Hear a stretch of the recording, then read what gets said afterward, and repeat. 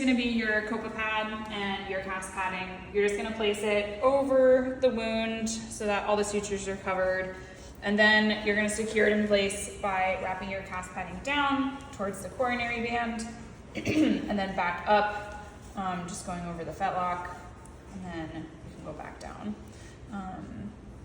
This again is just going to keep that first layer in place and keep it nice and clean, and will absorb any discharge coming from the wound.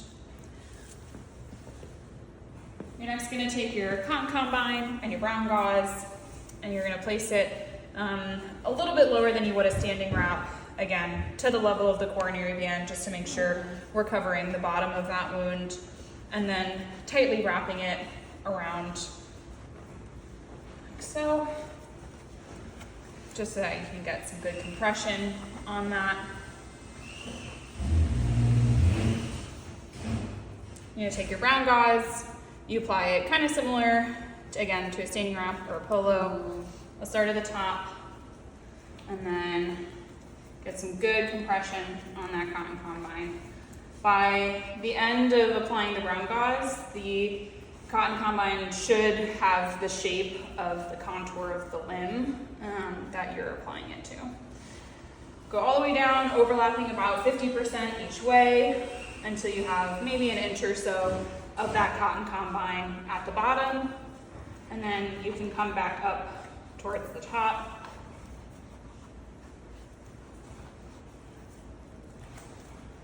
Again, making sure it's nice and snug so that we have good compression on the limb.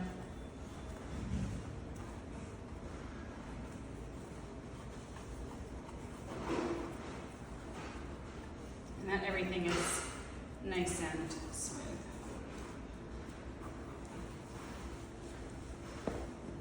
You're next going to grab your vet wrap.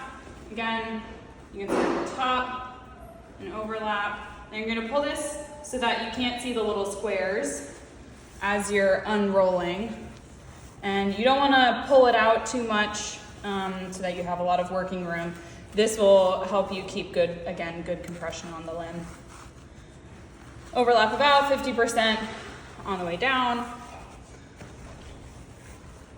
going just to the edge of the brown gauze, and then you can work your way back up.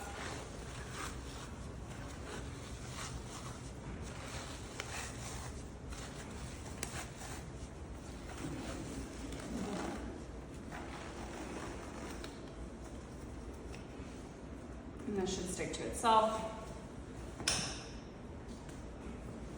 The last couple pieces are your elasticon to keep it all clean. So this top piece, I'll apply up here. It helps if you pre-unroll your elasticon just so that you don't apply this too tightly. So you can see this one's a little sticky, but making sure that I'm not applying it too tightly so I don't cause too much compression on the skin.